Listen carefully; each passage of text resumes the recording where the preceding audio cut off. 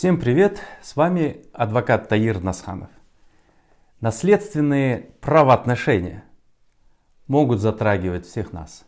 Сегодня расскажу о сроках принятия наследства, о наследственной массе, а также о наследовании по закону. Ставьте лайки, подписывайтесь на мой YouTube канал. Итак, наследство может быть принято в течение 6 месяцев со дня открытия наследства. Необходимо отметить, что временем открытия наследства считается день смерти гражданина, а при объявлении его умершим день вступления в силу судебного решения об объявлении гражданина умершим. Если в решении суда не указан иной день. Такое тоже бывает. Что будет, если пропустить этот срок?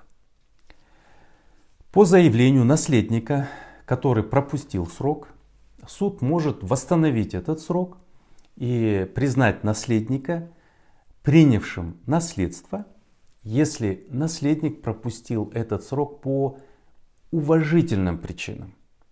И при условии, что наследник, который пропустил этот срок, обратился в суд в течение 6 месяцев после того, как причины пропуска этого срока отпали. Теперь о наследственной массе. В наследственную массу входит принадлежащее наследодателю имущество, а также права и обязанности, которые существовали и на которые не прекращаются они со смертью. То есть даже долги по обязательствам могут переходить по наследству. Наследование осуществляется также и по завещанию, и по закону.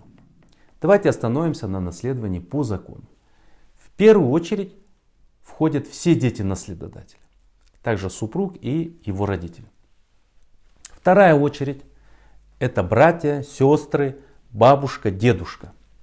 С полным списком очереди наследников по закону можно ознакомиться в Гражданском кодексе. А если вы хотите записаться на консультацию по данной теме, можете написать, либо позвонить по указанному номеру на видео. С вами был адвокат Таир Насханов. Ставьте лайки, подписывайтесь на мой YouTube канал.